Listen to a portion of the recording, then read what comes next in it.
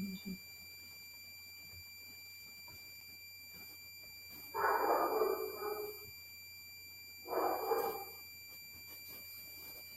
Acho que agora foi.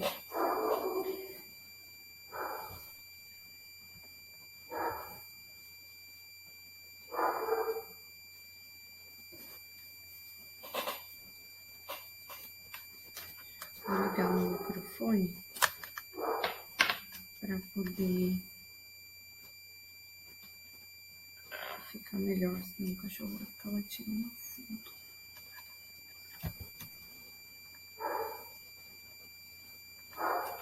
Pronto.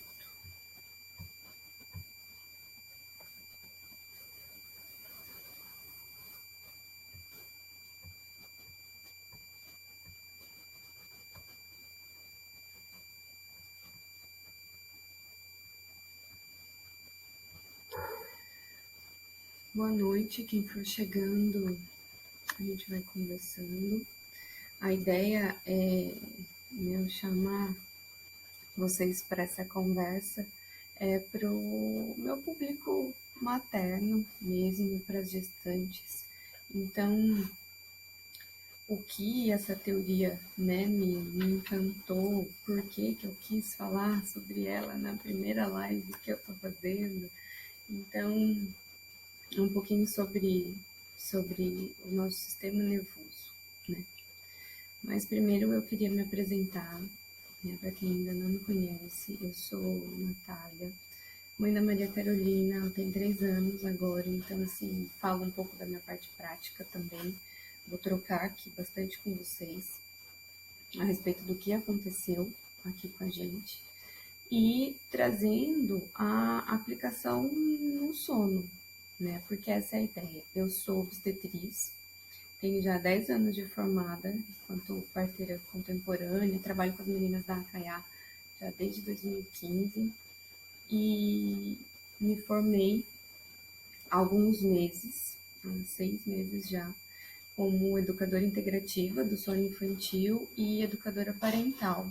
Então eu tenho um olhar nessa visão integrativa para a parentalidade, para o cuidado, né? Depois que esse bebê nasce, quem vai cuidar desse bebê? A ideia de eu trazer essa teoria é justamente olhar para o cuidado materno, tá? Então a gente nunca vai falar só do ponto de vista do bebê, o que a gente precisa para fazer o bebê dormir, mas assim também olhar para o cuidado materno. E a teoria da polivagal, ela traz um pouco isso, tá? Antes de entrar propriamente dito na teoria, é importante falar o que é o sistema nervoso, né? Nós temos o sistema nervoso central e é responsável por toda a organização esquemática do nosso organismo, e ele se divide, né? Principalmente no sistema autônomo, que é essa coordenação e essa modulação dos nossos órgãos involuntariamente. Tá? Então, por mais que eu queira, eu não consigo fazer o meu coração bater, meu intestino funcionar, a digestão acontecer. Esse é o sistema autônomo. Só que no nosso organismo, ele se divide em 2 partes. Anterior, né, aos estudos da teoria polivagal. São 2 partes, o que a gente chama de simpático e o que a gente chama de parasimpático. O simpático é o sistema de mobilização, né, de entrega de sangue para músculo, coração, toca, que tem que correr e fugir, né, o famoso luta ou fuga. Então, são respostas rápidas, o organismo vai priorizar órgãos essenciais para que isso aconteça. Se eu me sinto no ambiente de perigo, eu preciso lutar ou eu preciso fugir. Esse é o sistema simpático agindo, e nisso tem hormônios, obviamente, trabalhando e atuando nessa modulação e regulação. São os principais, adrenalina e cortisol. Então, numa criança ou numa pessoa, um adulto, nós, que vivemos num sistema de adrenalina, de muito estresse, excesso de cortisol no nosso corpo, a gente fica no estado de hipervigilância, e isso pode trazer algumas condições, né, que futuramente, vivendo constantemente nesse cenário de estresse, às vezes ambientes disfuncionais, a criança e esse adulto podem ter alguns comportamentos de agressividade, às vezes desenvolver depressão, a própria ansiedade. Então, não é legal viver constantemente nesse sistema. A gente precisa ter o equilíbrio. E aí, o equilíbrio disso é o parasimpático, que é a imobilização. No momento de perigo iminente e eu não tenho força para lutar, eu fico imobilizada, eu desligo. Esse é um dos pontos do parasimpático, que é importante a gente guardar. É muito responsável pelos traumas. Os traumas vão ficar muito associados nessa questão do desligamento, né, dessa imobilização. Mas é o parasimpático também que vai acionar o descanso, a digestão, né, vai fazer o reparo, como se fosse um freio para o simpático. Tá? Então, esse é a nossa organização antes do Dr. Porges definir essa teoria polivagal. E aí, por que é interessante, né, a gente conversar sobre a teoria propriamente dita? Ele desenvolveu uma observação mais específica dos nervos cranianos, né, por conta dessa imaturidade mesmo, né, e dividir, essa simplicidade de dividir o nervo vago em apenas uma condição, né, que seria o vago dorsal. Eu não vou ficar entrando muito em detalhes aqui, mas a questão da teoria que é encantadora e eu, nos estudos, né, nessa questão do entendimento, né, da saúde integrativa, do sono, fez muito sentido para mim. E depois que eu entendi realmente como o nosso sistema funcionava, ficou tudo tão mais claro e eu relaxei e as coisas começaram a ficar um pouco mais tranquilas. Então, esse é um ponto muito legal da teoria polivagal. O sistema nervoso parasimpático, ele dividiu em outras duas condições. O nervo vago dorsal, né, que é o dorso vagal, que sai aqui da base do crânio, né, próxima à nuca e desce para o nosso corpo, irrigando, né, inervando órgãos e músculos. E o vago ventral, que é uma parte do nervo vago ramificado com outros nervos cranianos. Então, temos vários nervos cranianos responsáveis pela mobilização de músculos da face, audição, fala, garganta e coração. Tá? Então, são outros nervos que vêm para cá e fazem essa parte da frente funcionar. E aí que tá o lance interessante. É esse vago ventral que vai ser o responsável pelo engajamento social. Então a gente só engaja socialmente, a gente só interage socialmente, face a face com alguém, quando esse sistema está mais ativo. Então existem exercícios, algumas elaborações que podem ser feitas para sempre manter esse nervo vago ventral, né, esse sistema vago ventral ativado. E o sistema, né, desse vago ventral, do parasimpático, ele tem uma condição da neurocepção, né? É como se fosse uma sensibilidade dos receptores desses nervos, capaz de identificar o nível de segurança no ambiente. Boa noite. Então, uma mãe que se sente ameaçada, que se sente julgada, que está num ambiente disfuncional, de violência, de repente, ela tem pouca ativação desse sistema de engajamento.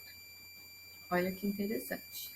Se ela tem um bebê, né, que tem um sistema imaturo, todo esse sistema imaturo, isso só vai se desenvolver mais lá na frente, né?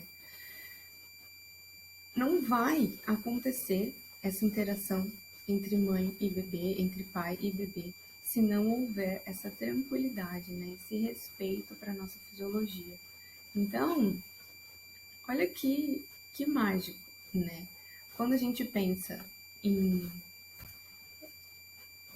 independência ou a independência dos bebês, a gente precisa olhar para o nosso estado também, né? Então, assim, ele tem uma frase muito legal, vou ler aqui para vocês. Para os humanos, a maturação não leva a uma total independência dos outros, mas leva a uma capacidade de funcionar independente de outras pessoas, que é a questão da maturidade do sistema nervoso. Além disso, os humanos, à medida que se tornam independentes de seus cuidadores, procuram por outras pessoas com as quais possam formar díades capazes de regulação simbiótica. Então, por mais que a gente queira, né, o nosso organismo, ele funciona, né? Isso porque eu não estou nem falando da teoria do apego, desenvolvimento de apego seguro, estou falando da nossa fisiologia enquanto humano, né? Nós estamos mais preparados para a interação social, para o reconhecimento de que aquele ser, aquele bebezinho é nosso e nós somos responsáveis por ele organicamente. Tá? Então, são neurônios que são responsáveis por fazer essa conexão entre a mãe e o bebê. Boa noite, Aline.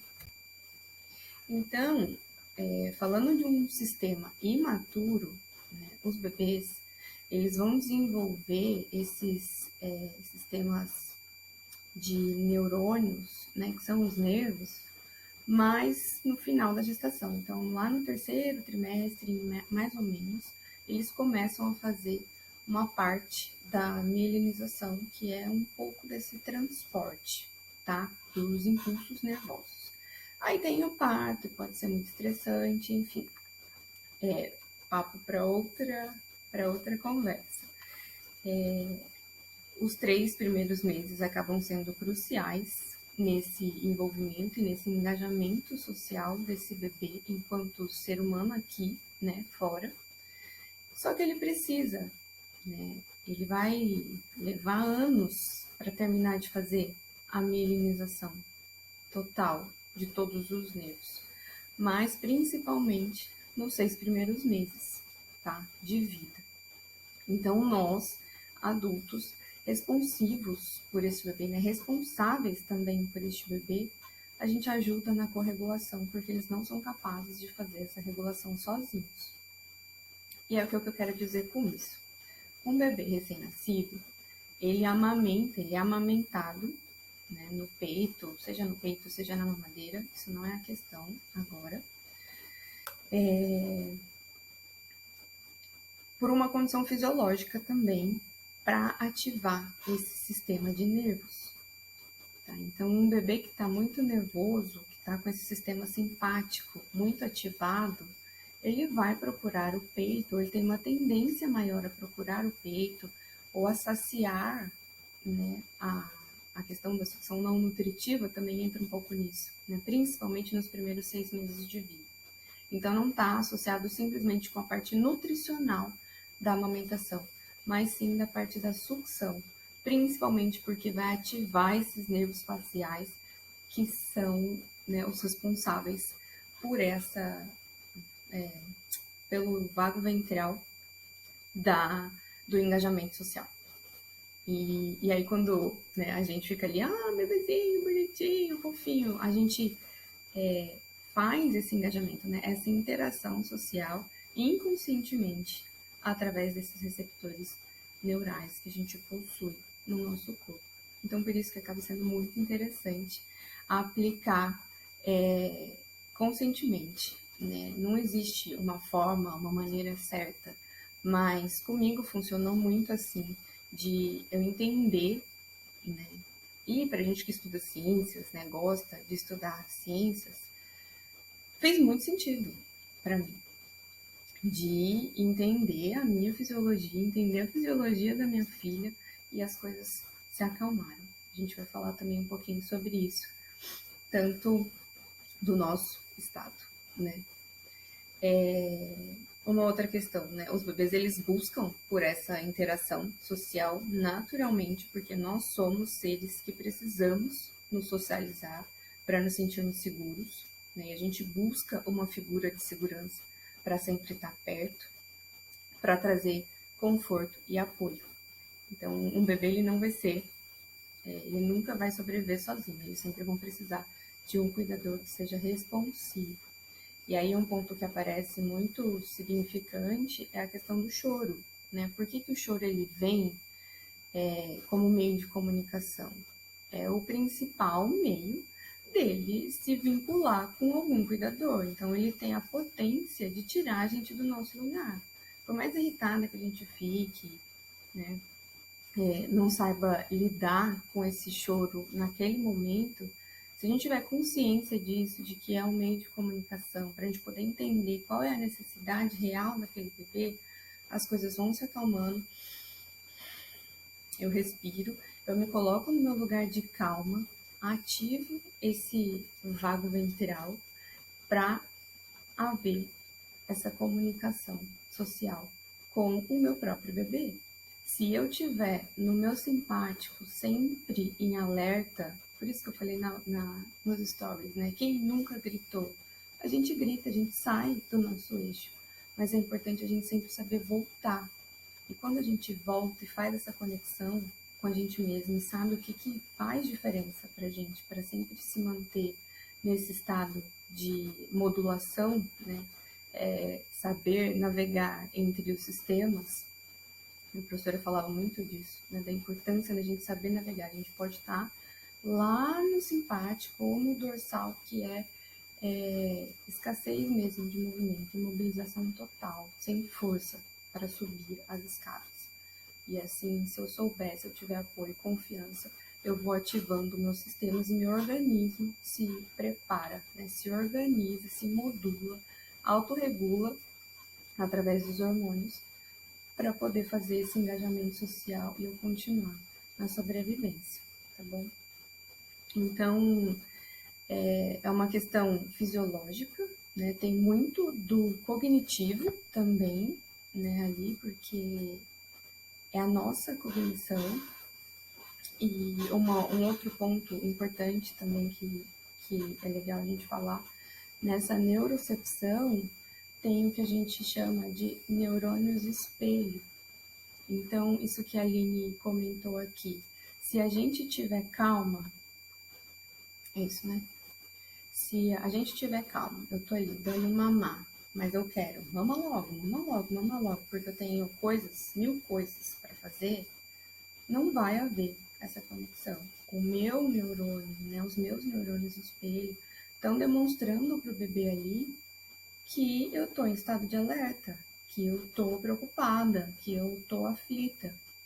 O bebê não vai se acalmar nessas condições, de experiência própria e de conhecimento científico. Então, não é químico, né?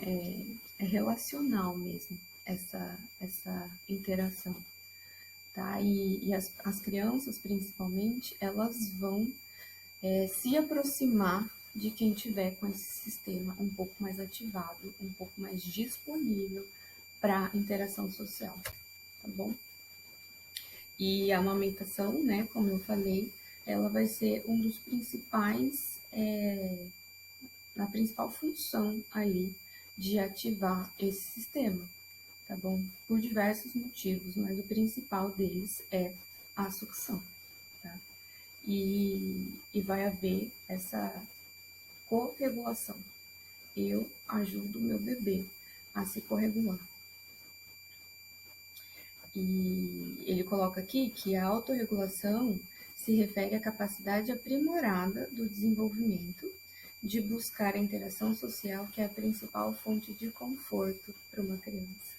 Então, eu não estou buscando o adulto simplesmente, né, enquanto criança, buscando um adulto simplesmente para encher o saco, para atormentar. Eu estou ali para buscar essa sensação de segurança, essa sensação de conforto. Tá? Então, um bebê ele precisa se sentir amparado, seguro, confortável, né, conectado com o seu cuidador. São os 3 Cs que a gente fala no sono, Um bebê ele precisa estar calmo, conectado e confortável, né? O conforto nessa questão da segurança do ambiente confortável, promovendo essa segurança. Então, a neurocepção vai ser positiva para a segurança. A conexão materna ou cuidador, né, bebê. E calmo, que é esse sistema regulado para ele apresentar essa calmaria e conseguir se entregar para o sono. Dificilmente uma criança estressada vai se entregar para o sono facilmente antes de fazer essa corregulação.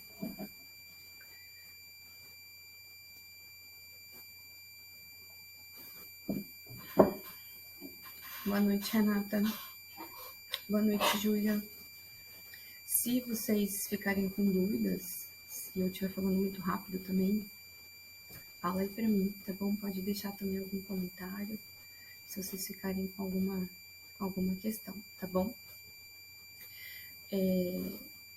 Tem um pediatra que ele trabalhou bastante nesse relacionamento mãe-bebê, Winnicott, que ele fala que não existe um bebê, existe alguém e o bebê. Então, assim, o bebê ele não vai sobreviver naturalmente por si só. Ele precisa de alguém. Tá? Então, sempre quando a gente olha para um bebê, a gente sempre olha para quem está do lado dele. Seja a mãe, principalmente a mãe, né? Mas o pai ou o cuidador, seja ele educador, seja, né, um professor, um educador, seja uma avó, um outro parente, alguém ali que vai cuidar dessa criança, desse bebê principalmente, olhando pelo ponto de vista da imaturidade neurológica, tá? Então, eles precisam do cuidador para fazer essa regulação fisiológica, cognitiva e emocional. Tem muito se fala, né? A gente escuta por aí falando dos treinamentos de sono. Oi, Elô, boa noite. A ideia, né, a saúde integrativa do sono infantil não trabalha, né, com treinamentos de sono. Isso é importante ficar muito claro aqui. A gente vai olhar sempre para o bebê, para a família, do ponto de vista da saúde integrativa mesmo, para todos os aspectos que podem interferir no sono dessa criança. E principalmente quando o bebê chora, né? A ideia a gente não gosta de deixar os bebês chorando. Mas quando eles já têm um entendimento, não um entendimento racional, mas um entendimento neurológico mesmo, maturidade neurológica desse sistema um pouco mais funcional e organizado nessa regulação, principalmente após os 6 primeiros meses de vida, né, eles já têm uma tendência maior a ter essa autonomia, tanto para dormir quanto para fazer qualquer outra atividade que seja, né, dentro da capacidade deles ali para essa idade gestacional. Né? Claro que eles vão angariando capacidades a cada etapa da vida. A gente sempre fala para observar. Então, vira e mexe, vocês vão me ver falando de observação. Observem o bebê de vocês, os filhos de vocês. Vocês são os maiores conhecedores das suas crianças, né? É difícil eu levar a minha criança no pediatra, por exemplo, ou no médico, que vai ver ela 1, 2 vezes, 3 vezes, talvez no ano, e ele saber mais dela do que eu. Tá? Então, eu não posso depositar minha confiança totalmente em algum profissional que não conheça, né? Então, a gente deposita muitas fichas, né, nos pais e nos cuidadores, porque são os que mais conhecem esses bebês e essas crianças, tá bom? A questão da observação. Então, se o bebê tá lá dormindo, tá tranquilo, solta, faz um barulho, faz algum grunhido, ou até mesmo senta na cama. Boa noite, Leda.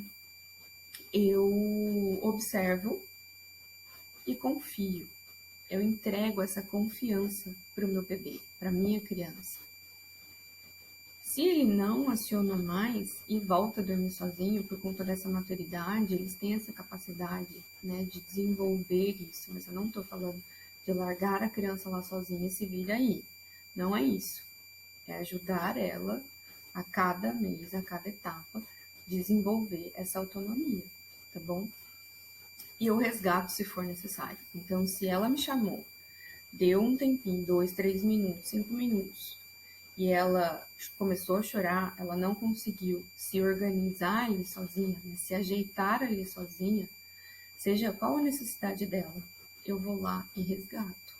E aí eu vou ser essa figura de conforto e de apoio para minha criança, tá?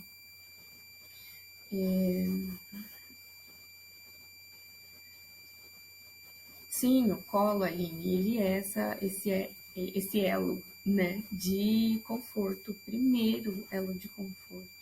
E dentro dessa questão da teoria, o contato pele a pele, o contato físico, o face a face, né, ele vai desenvolver essa neurocepção e a sensação de segurança. Então, promove segurança e ajuda na maturação desses neurônios, tá? Desse nervo, né? Da mielinização mais produtiva, vamos pensar assim, né? Ele acaba maturando um pouquinho mais rápido.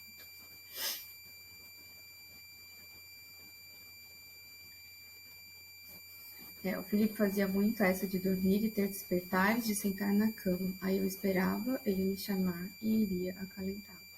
É isso, se a gente conseguir ter esse time, esse feeling de conhecer e não ir a todo instante, porque a criança se mexeu na cama, eu já apareço no quarto, ou se ela dorme no mesmo quarto que eu já levanto e já coloco no peito. Às vezes não é essa a necessidade.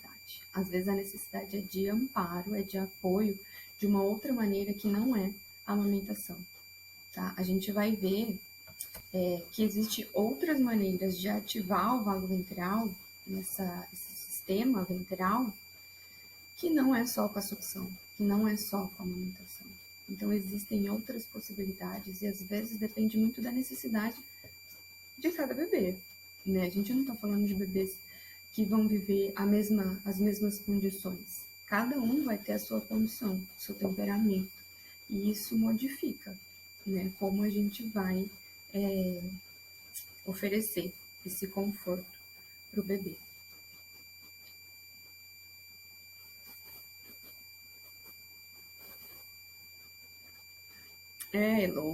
O tempo de sono, né, nunca vai ser suficiente para nós. A gente sempre vai querer que eles durmam um pouquinho mais, mas cada um também vai ter o seu tempo. É uma questão muito individualizada, né? Dentro da saúde integrativa, a gente fala dessa bioindividualidade, olhar, mesmo que a gente tenha as tabelas com os horários médios de sono, né, de horas de sono, a gente tem que olhar para aquela criança, qual é a necessidade de sono daquela criança, tá bom? Da sua específica aí com o Felipe e daqui a pouco com a queridíssima Elis, né? Chegando aí logo logo.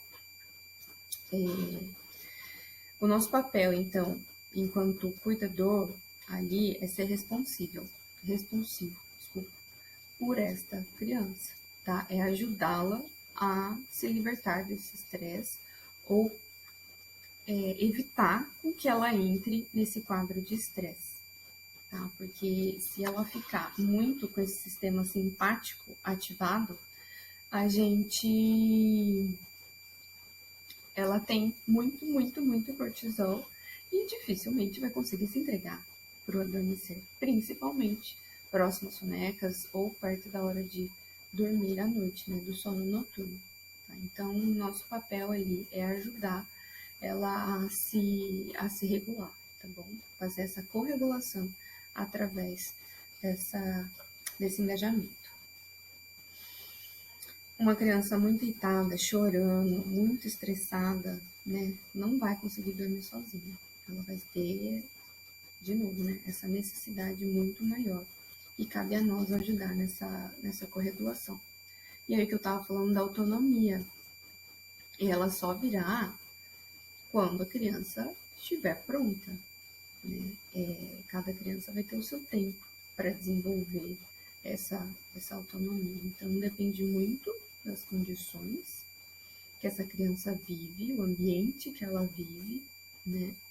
E do próprio desenvolvimento neurológico, tá? Da fisiologia dos neurônios, das comunicações, para fazer uma sincronização desse relacionamento. Então, à medida que esse sistema vagoventral vai sendo maturado, eu tenho uma sincronicidade maior no envolvimento, né, na minha interação com o meu bebê. Tá ficando claro, gente?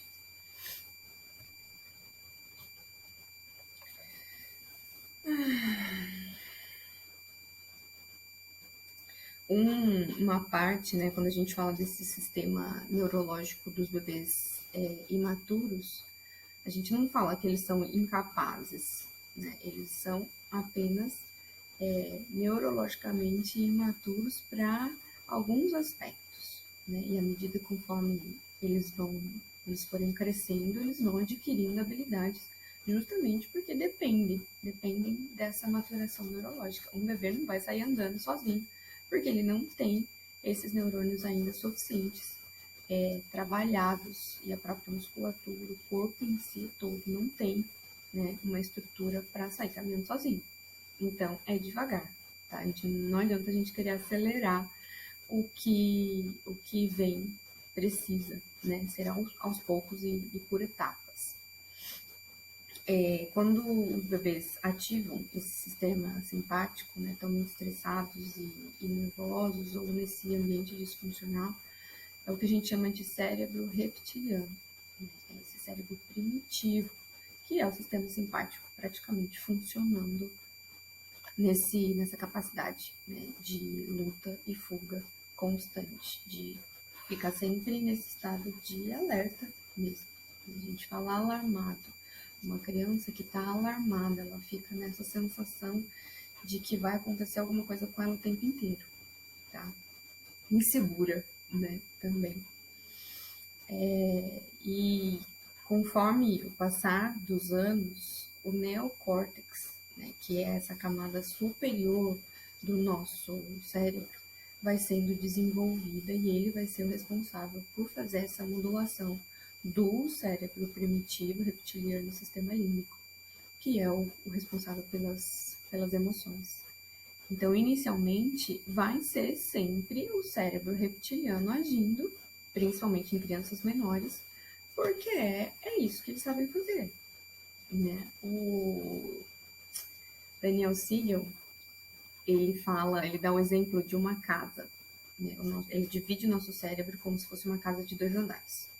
A parte de baixo da casa é o que todas as casas precisam ter. Então, é sala, banheiro e cozinha. Parte básica de uma casa para controle e funcionamento da casa. Então é isso. O sistema reptiliano, né, o cérebro reptiliano, ele vai ser o responsável por essas descargas de adrenalina e essa responsividade sempre, né, num estado de alerta mesmo. Então o choro vai ser o principal meio deles se comunicarem, né? Mais para frente as birras vão aparecer. É esse cérebro, né, é essa condição fisiológica que vai coordenar, né, os primeiros comportamentos. Depois, com uma certa maturidade, às vezes nem a gente adulta consegue ter essa regulação. Né? A gente precisa fazer um treinamento, às vezes através de meditação, mindfulness, atividade física, para poder ativar esse neocórtex e ter essa consciência das nossas reações, né? De como a gente reage aos nossos impulsos, às nossas emoções, tá? Para realmente não ser tão impulsiva assim, tá? Aquela famosa frase, né? Pensar antes de agir, antes de falar. Então a gente pensa, reflete isso tudo muito rápido no tempo para conseguir não fazer nenhuma besteira. Deixa eu ver as mensagens aqui.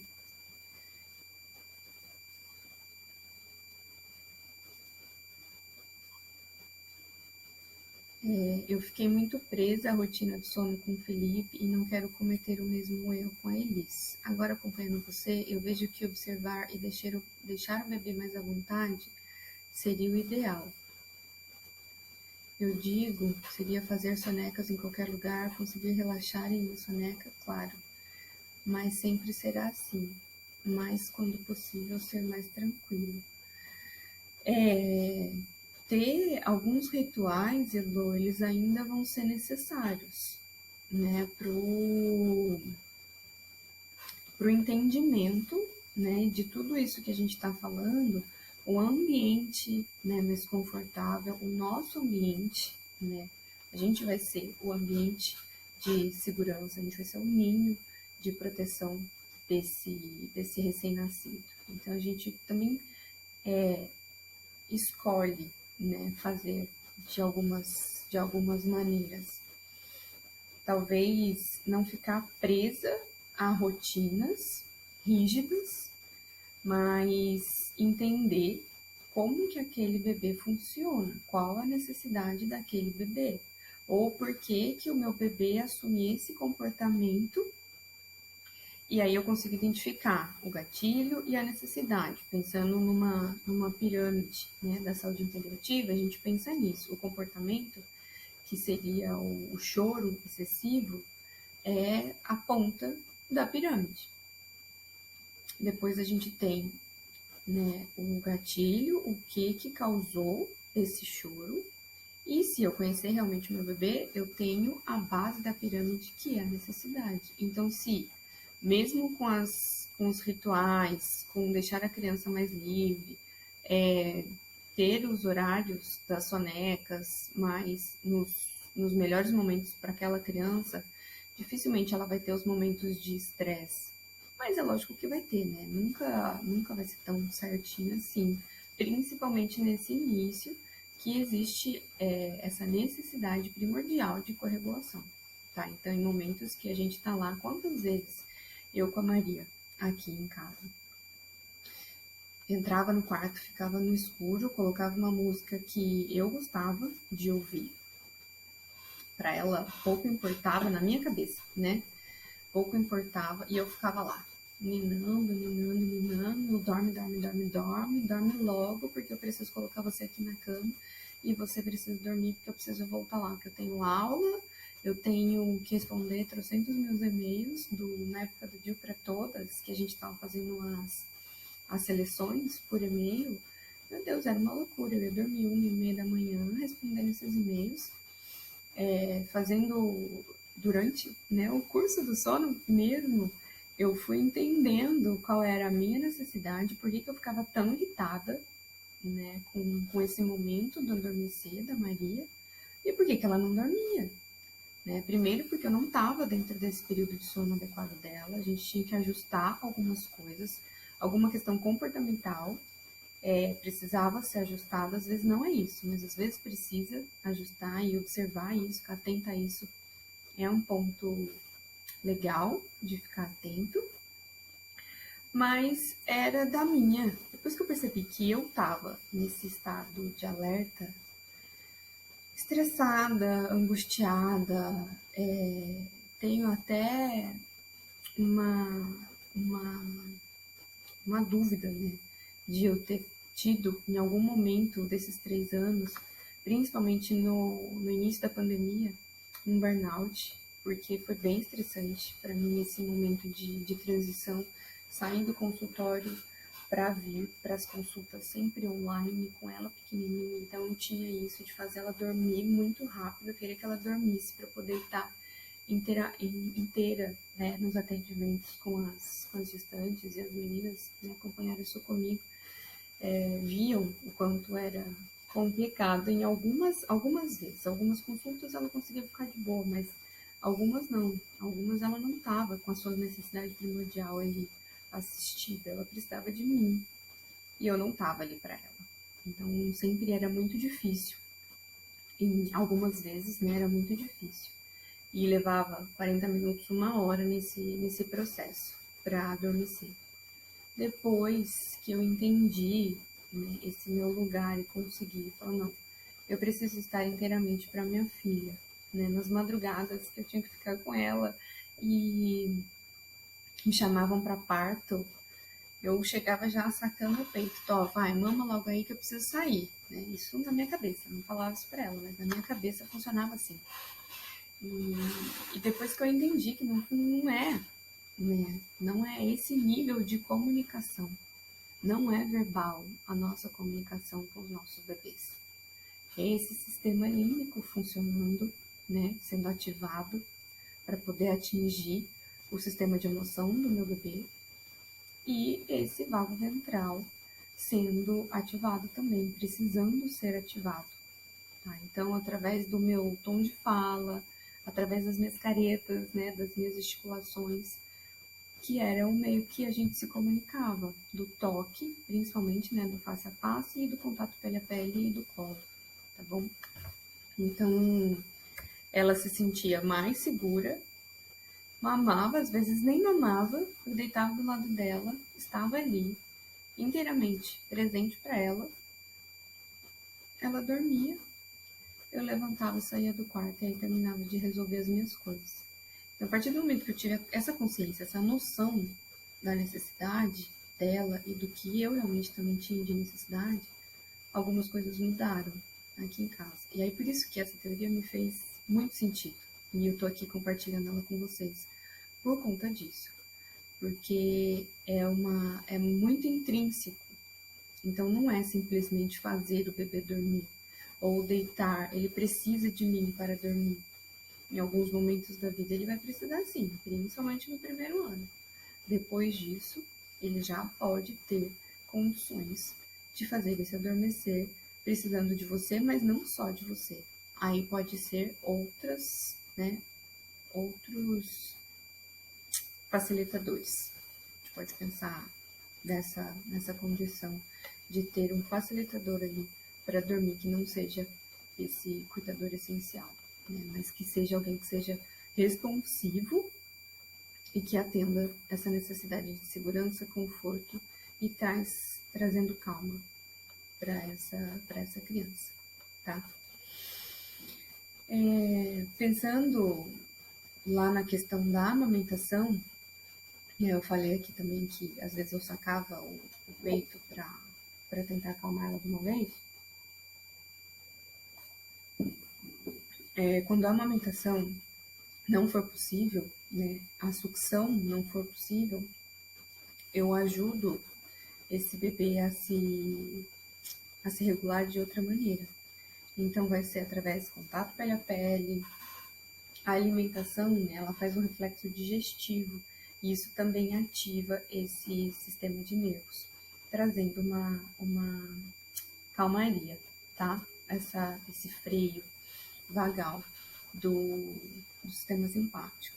O colo, o próprio ninar, né, balançar o bebê, sem ser o sacudir, mas ninar e balançando de uma perna para outra, eu consigo ativar, né, o sistema vestibular, que é um processamento sensorial que está associando, ativando esses nervos, esses pares de nervos, né, cranianos. A própria respiração também, né, o movimento respiratório é uma outra técnica que pode ativar esses nervos. E a neurocepção, que traz essa questão, né, dos neurônios espelho e essa sensação de ambiente seguro, né, de promoção de ambiente seguro, tá? O tom de voz, o face a face, as expressões faciais, eles vão ajudar na tonicidade desse nervo, tá? Do nervo vago. Algumas terapias crânio-sacrais, a osteopatia, ela pode entrar muito aqui. A gente indica bastante enquanto obstetriz, enquanto parteira e até mesmo como educadora do sono, a gente sempre fala, eu sempre falo, né, para os meus clientes, porque acaba ativando, né? É um jeito delas ativarem através do toque o nervo vago, e também ajuda nesse desenvolvimento, tá? do vago ventral. Então, um ponto forte aqui a ser identificado, né, e que é o que eu queria trazer para vocês nesse bate-papo, é a comunicação entre o bebê e o cuidador, entre a mãe e o cuidador, tá? Não é verbal, gente. Depois de tudo isso que eu falei, né? Depois de todo esse esquema, né? Essa reorganização dos sistemas, né? Da comunicação do sistema nervoso, o engajamento social, ele não é uma comunicação verbal. Pensa você chegando num evento, numa festa. Você chega ali, às vezes ninguém te conhece, mas só pelo seu estado, assim. Se eu te vejo, eu sei se você tá nervosa, eu sei se você tá aflita, naquela coisa de buscar alguém conhecido, né, um rosto familiar. Essa é a comunicação de neurônio do espelho, tá? Então, eu não preciso falar pro meu bebê como eu estou para ele me entender. São os nossos sistemas, os nossos neurônios espelhos que estão se comunicando. É essa neurocepção que vai fazer a comunicação. Então, não adianta eu estar com meu coração acelerado, cheia de cortisol no corpo, super atarefada, querendo fazer 1000 coisas ao mesmo tempo, a criança puxando na minha perna, querendo colo, eu falando espera, não tolerando nada. Eu pegar essa criança, tá bom, então vamos lá, dormir. E tentar fazer ela dormir, né, a todo custo. Não vai acontecer, tá? Então não é esse nível de comunicação. Então vai lá, dorme, ou fica, né, dorme, querendo acelerar o processo, se a criança não estiver pronta ainda. Então lembrem sempre disso, desse nível de comunicação. A gente se comunica com os bebês, principalmente antes dos 6 meses, nos primeiros 6 meses de vida, por uma comunicação que não é verbal. Então não adianta ficar repetindo, que não vai entender, né? E um ponto muito forte, né, de todo esse sistema é o estado emocional do cuidador. Né? Eu falei da possibilidade do burnout, né, parental. Uma mãe, se ela não tiver apoio, se ela não tiver amparo, auxílio com os afazeres da casa ou com as crianças, às vezes é mais de um filho, né? Não é só uma criança, só um bebê. Essa mulher, ela provavelmente vai ficar sempre estressada, sempre nesse esgotamento, nessa hiperatividade. Então, é uma ansiedade para fazer as coisas funcionarem à minha maneira, mas não é a minha maneira que vai funcionar. Eu tenho que respeitar as necessidades daquele bebê que acabou de chegar, né? Daquela criança que eu abri espaço na minha vida para ela poder adentrar. Desculpa. Então, esse sistema de engajamento social, né, através da associação, né, do vago ventral, dentro dessa teoria do polivagal, essa regulação materna, né, ou do cuidador essencial, aí, ela é muito significativa. Tá? Então, pensar no autocuidado, né, eu deixei de fazer isso comigo.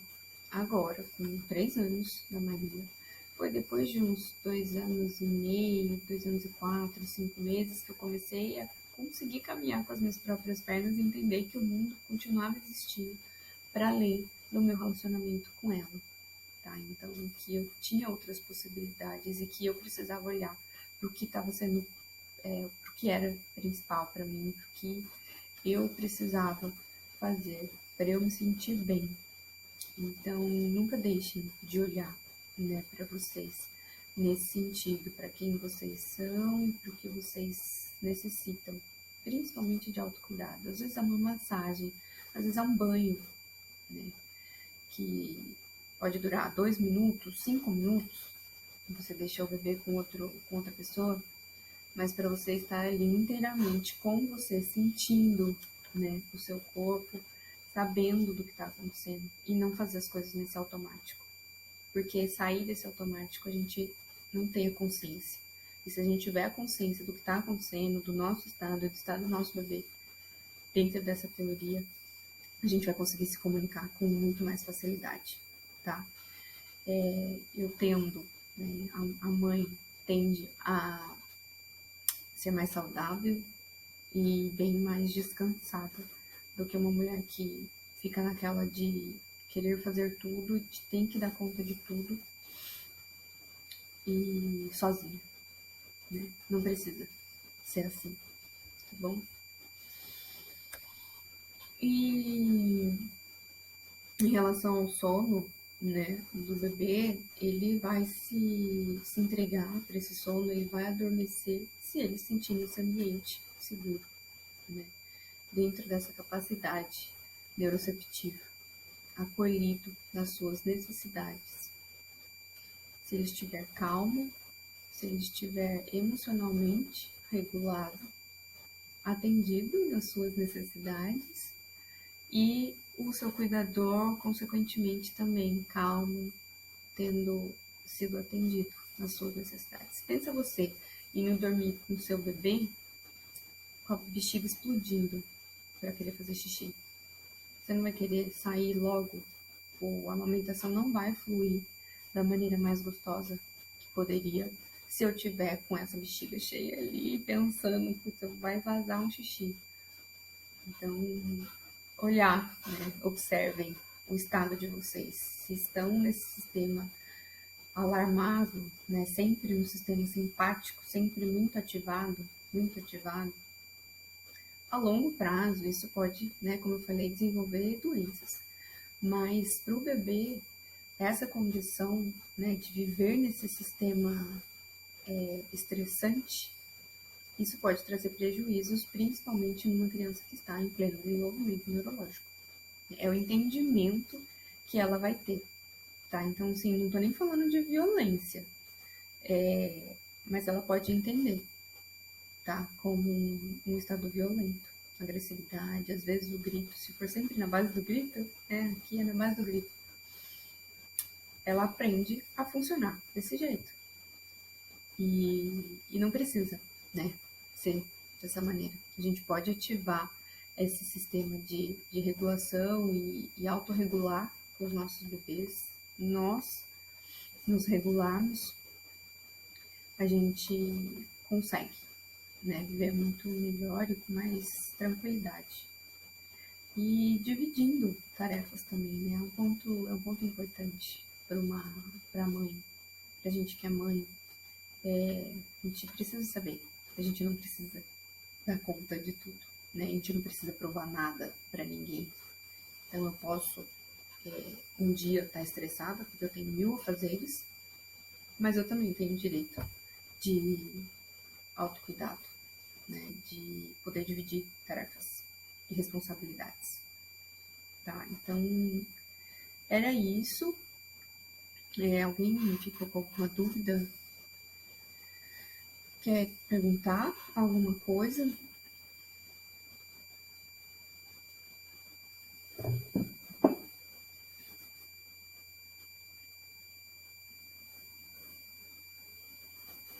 Deixa eu ver. O sono, né, dos bebês, ele é uma necessidade que é primordial, até pra gente, né? Noites que a gente não dorme bem, a gente acorda mal-humorada no dia seguinte, né? Desgastada, às vezes estressada. Uma coisa fora do lugar é aquela gota que faltava, que precisava acontecer ali para tudo virar de pernas para o ar. Então, os bebês também acontece isso com eles. E como eu falei do choro, né, o choro ele é esse movimento, ele faz parte desse sistema, né, de engajamento. E algumas crianças quando não são atendidas, elas deixam de se comunicar. Que aí a gente entra numa parte que eu nem fiquei falando muito aqui hoje, mas eles entram numa parte desse sistema que é só ativar o vago dorsal, que é essa imobilização. É como se eles estivessem se preparando para morrer. É muito triste falar isso, mas isso acontece. E aí por isso que pode ser muito difícil para algumas crianças nesse processo de desenvolvimento viver nesse ambiente disfuncional ou em ambientes muito estressantes, porque eles podem fazer esse desligamento, tá? E aí ser aquela criança boazinha, aquela criança que não chora, aquela criança que não dá trabalho, aquela criança que não faz birra, mas é porque ela já deu tanto sinal, ela já tentou chamar tanto por esse cuidador e ele não respondeu às suas necessidades. Então não adianta eu fazer. Eu já tentei me engajar, eu já tentei fazer essa interação social através do choro, através da fala, através da minha comunicação, através dos meus gestos. Eu busquei, eu fiz esse movimento de busca, mas meu cuidador não atendeu. Então eu desligo. Eu não faço mais essa interação. Eu fico na imobilização. Então para mim tanto faz, tá bom, é o mais do mesmo. Tem gente que vive assim, né? E às vezes não se toca, né? Vive sempre nessa condição vive sempre nessa condição do deixa, não tenho com o que me preocupar. Algumas mulheres que desenvolvem depressão pós-parto, ou depressão, né, materna, corporal, elas podem entrar nesse lugar, né, do dorsal e fazer esse desligamento, tá? Porque foi tão estressante, tão traumático, por algum ponto de vista existiu o trauma, e aí eu desligo, tá? Então, essa é a minha fala principal para vocês, né? Olhem para suas crianças, né? Observem, cuidem, observem, confiem e resgate, se for necessário, tá? Esse sistema todo, a gente pode dar um nome de sistema empático. Pensem nisso. Se eu sou empática com alguém, é porque eu tô com esse sistema de engajamento social muito bem ativado. Então, manter uma saúde adequada, atividade física, né? Alguns movimentos que a gente faz diário, às vezes meditação, mindfulness, igual eu falei, eles podem acessar, né, essa condição do engajamento social e trazer muito bem-estar, né, para a família e para todo esse ambiente com que esse bebê vai viver e vai se comunicar. Certo? Eu acho que eu consegui falar tudo que eu tinha proposto para falar nessa noite. Foi muito legal, achei que fosse ser mais difícil.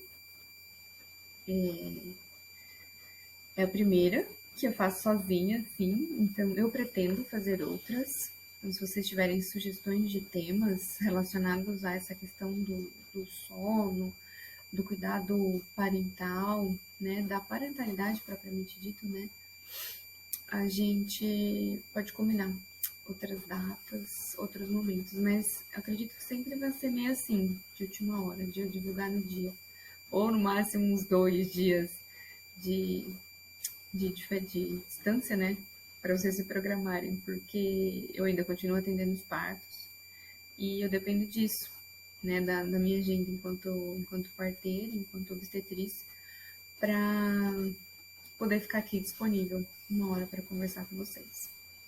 Tá bom? Acho que vai cair. Se alguém tiver alguma dúvida, alguma questão, pode me deixar aqui ou me mande no direct, que aí eu respondo. E é isso. Muito obrigada. Obrigada para quem ficou aí e se interessou pelo tema. E um beijo. Boa noite para vocês.